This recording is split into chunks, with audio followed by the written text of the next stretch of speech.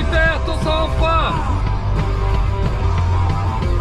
Réponse à toutes ces années de service.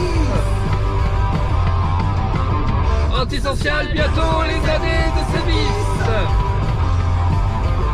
Enfin le temps perdu qu'on ne rattrape plus. Qu'on ne rattrape plus.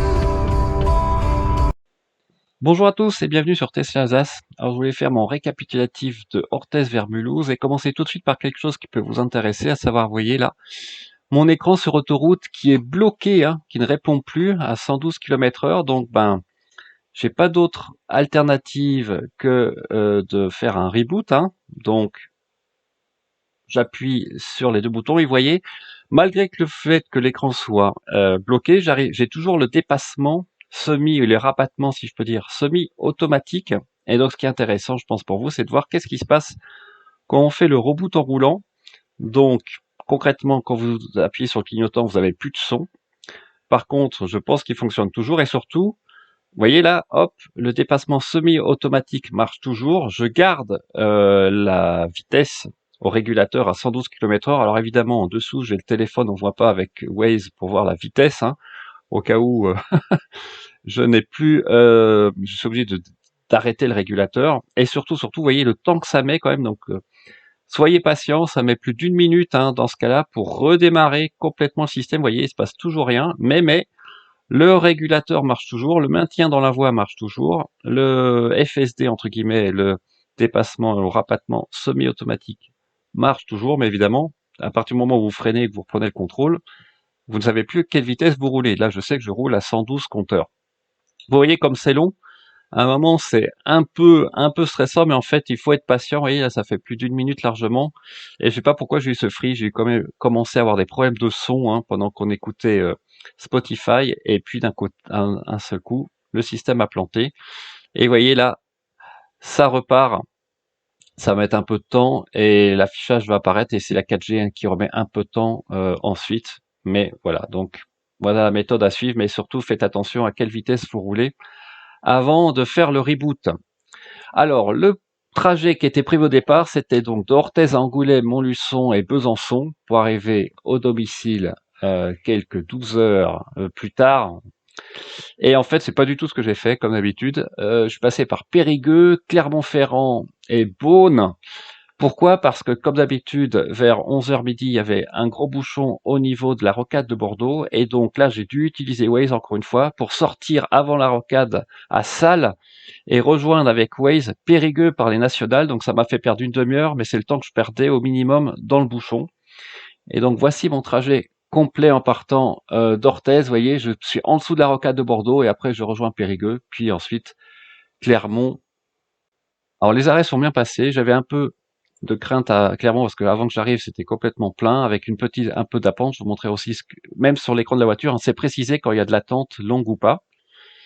Alors voici notre départ où on devait normalement passer par la rocade de Bordeaux, vous voyez, et ensuite aller à Périgueux, mais en fait, évidemment, ça va se corser puisqu'il va y avoir beaucoup de bouchons à venir sur la rocade, et donc j'ai décidé de changer de stratégie, et là c'est vrai que le GPS de la voiture ne vous aide pas vraiment, parce que vous pouvez pas vraiment faire des waypoints, évidemment, donc vous devez juste accepter le trajet de la voiture. Éventuellement, vous pouvez éliminer les bandes de recharge, mais en fait, ça aide pas vraiment.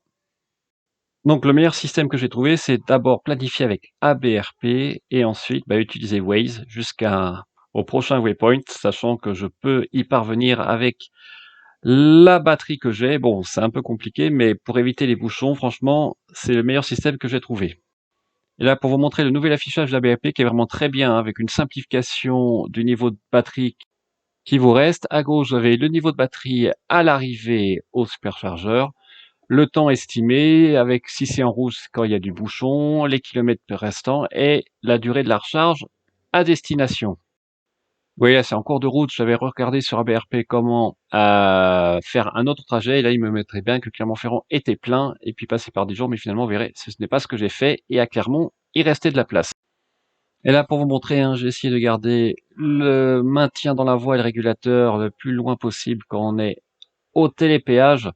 Mais en fait, évidemment, c'est pour juste vous montrer, mais ce n'est pas applicable, hein. Quand vous arrivez, il faut forcément être en dessous de 30 km/h, reprendre le contrôle, et après, on fait souvent une petite accélération pour se faire plaisir, en sortie de péage, en faisant attention, bien sûr, mais là, voilà, on peut au moins profiter un peu, ou je peux profiter un peu des performances de ma Model 3 Ghost. Alors, je vais montrer, hein, voilà, je vais sortir à Salles avant la rocade, et là, évidemment, à moins de faire un trajet direct à Périgueux sans passer par le superchargeur, la voiture ne sait pas qu'il faut sortir. Donc là, à partir de ce moment-là, je vais plutôt utiliser Waze, hein, plutôt que le GPS pour arriver jusqu'à Périgueux. Là, pour vous montrer, hein, que le détecteur, enfin le régulateur adaptatif ne détecte absolument pas ce pif-paf impromptu sur la route. Donc il faut faire vraiment attention. Et là, on va arriver après, on reprend un peu la voie rapide pour sortir avant Périgueux. Et là, je suis bien en FSD. Et là, la voiture va sortir toute seule. Alors, faut toujours faire attention également, hein. Des fois, quand il y a un virage prononcé, la voiture, vous allez voir, je crois que c'est ici. J'arrive beaucoup trop vite. Et là, si vous faites comme avec la vidéo en Chine où vous laissez la voiture faire toute seule, eh ben, vous allez tout droit. La voiture là n'a pas anticipé le virage, donc voilà, il faut après, avec le temps, on s'y habitue, mais pour montrer vraiment les limites du système, hein. En tout cas, en Europe, en France, on est loin de pouvoir prendre même les sorties d'autoroute sans tenir le volant. Il faut toujours garder les mains sur le volant, évidemment. Alors, nous voilà à Périgueux. D'ailleurs, il y a un Kyriat juste à côté, ils sont vraiment très gentils. On peut aller aux toilettes. Moi, je prends généralement une boisson quand même. En par politesse, mais voilà, c'est un hôtel bien sympa. Et voilà, je vais montrer la charge, vous voyez, à plus de 200 kilowatts, pardon. J'espère que ça se voit bien. Donc les V3, franchement, c'est super. Et vous verrez aussi qu'à Clermont-Ferrand, c'était quasiment plein. Mais j'avais de la chance, moi, parce que les gens, des fois, j'ai l'impression, savent pas où est le V2, où est le V3. Donc moi, je suis côté V3. Et effectivement, je n'ai pas partagé la charge avec mon voisin. Au début, ça a ramé un peu à 80-100 kilowatts, puis après, c'est monté à 200, 220 kilowatts. Là, je vais montrer une des incongruités du système, hein. Je suis sur l'autoroute à 130. Enfin, là, je mets 136 compteurs, ça fait 133, 132 réels. Et la voiture me met 80, 90.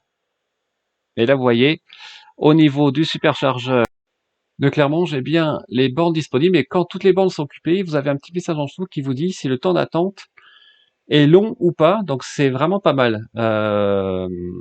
Là, j'ai pas pu vous le montrer, mais vous avez même cette information du temps d'attente. Donc, c'est vraiment, vraiment pratique. Là, on arrive à Clermont. Vous voyez, il y a une Model 3 devant moi. Et alors là, pour ceux qui connaissent pas, faut faire attention parce que là, faut tourner à droite, serrer, vous voyez. Oups, ça passe juste au niveau de la roue arrière droite du de l'ami Teslaïste, on va dire, devant moi. Et moi, bon, je suis moins euh, aventurier. Je vais le faire en 2 fois, en vérifiant évidemment qu'il n'y a personne derrière. Et donc, on va arriver ensuite au superchargeur. Et vous allez voir que c'était bien occupé. Heureusement qu'ils sont passés de 8 à 16 stalls. Et en fait, les V3, pour information, les nouvelles V3 sont à gauche. Et là, voilà, je fais ma marche arrière au fond du parking. Et je mets à gauche. Et vous allez voir, on va après avoir la charge qui commence. Donc c'était bien occupé, hein, mais voilà. Je savais que j'arrivais après vers 16h30, 17h, donc après le repas. Je me doutais qu'il y aurait un peu moins de monde et ça a été le cas. Alors qu'à 13h, c'était blindé avec un peu d'attente, mais vraiment, je peux pas me plaindre. Et je sais que Tesla fait beaucoup d'efforts, hein, pour ces départs de vacances. J'ai pas mal d'exemples d'abonnés à Orléans où je crois ils ont mis aussi des bornes supplémentaires transitoires. Dijon maintenant est ouvert. Vous avez beaucoup, Perpignan vient d'ouvrir, ils ont rajouté des bornes euh, aussi dans le sud, si je me souviens bien. Donc Toulouse, pardon. Voilà, donc ils ont vraiment fait des efforts et anticipé à Blois aussi. Je crois qu'il y avait du monde à un moment, mais voilà, quand il y avait vraiment des sites chargés, ils ont fait les efforts pour soit diriger le trafic, réguler le trafic ou mettre des bornes, des superchargeurs transitoires supplémentaires. Donc ensuite, on est reparti et en fait, j'ai pu aller après moult recherches sur BRP pendant mon arrêt, Jusqu'à Beaune, la voiture me disait 0%, puis finalement c'est monté à 5% et 6%. Je suis descendu dans les 10 derniers kilomètres à 112, 113 km/h juste pour gagner 2-3%. Et donc on est arrivé à 7% à Beaune. Vous voyez là la sortie automatique qui marche bien là, puisque évidemment la courbe du virage est beaucoup plus douce. Et nous voilà arrivés à Beaune. En fait, il y avait pas trop de bornes occupées. Par contre, il y a certaines Tesla qui restaient sur les places de charge sans charger, parce que concrètement, c'est vrai que là, il y avait plus de place pour se garer, quoi. C'était complètement plein, parking. Donc moi-même, hein, bon, j'ai vérifié qu'il n'y avait pas besoin de charge, mais on a allé manger au restaurant pendant 30 minutes, 35 minutes.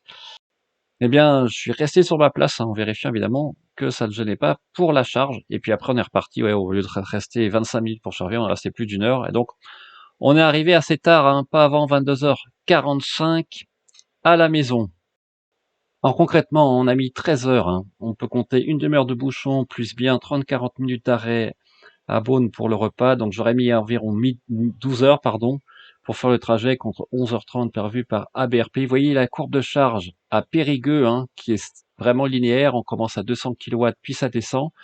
À Clermont, par contre, vous voyez, je commence pas au plus haut, hein, je suis en dessous de 100 kW, puis on monte à 150, voire 200 kW, et puis après ça redescend graduellement, mais encore une belle charge. Par contre, là où c'est un peu différent, c'est à Beaune, où là, je suis en V2, et vous voyez que la courbe de recharge, au début, ma borne devait être partagée avec quelqu'un derrière, et donc j'étais qu'à 54 kW au départ, puis on est remonté à plus de 120 kW ensuite. Alors concrètement, qu'est-ce que ça donne? Ça donne 11h23 de conduite avec, vous allez voir après, c'est pas 26 € le coût total, ça sera peut-être le coût à la maison, mais c'est, vous allez voir sur la photo d'après, on est plus à 58 € de coût total avec 1h30 de charge, sachant que j'ai chargé beaucoup plus qu'il ne fallait à Beaune, hein, puisqu'on est resté manger, donc je pouvais charger jusqu'à 75%, je chargeais jusqu'à 90%. Donc voilà, 13 heures en tout. Un voyage plutôt sans histoire, si ce n'est que voilà, quand vous avez des gros bouchons que vous voulez éviter, ben c'est un peu la débrouille avec Waze et ABRP pour trouver le meilleur parcours. Voilà, bah, écoutez, j'espère que cette vidéo vous a plu. N'oubliez pas le live avec Tesla Geek le vendredi 23 juillet à 21h. On va parler de plein de choses, aussi hein, de nouvel abonnement qui est disponible aux États-Unis, hein, le FSD à 200 $ par mois, mais sans engagement. Donc on parlera aussi de la Model Y que j'ai commandé. Donc on parlera de tout ça, notamment pourquoi j'attends pas les 46,80 et aussi sous condition évidemment que je vende ma Model 3 Ghost. Normalement la livraison est prévue en septembre, j'espère début septembre. Donc on parlera de tout ça et aussi des superchargeurs, enfin toutes les nouvelles actualités qui sont apparues ces derniers jours. Ça va être super. Bah, sur ce, je vous souhaite une très bonne fin de week-end et on se dit à très bientôt sur Tesla Alsace. Ciao!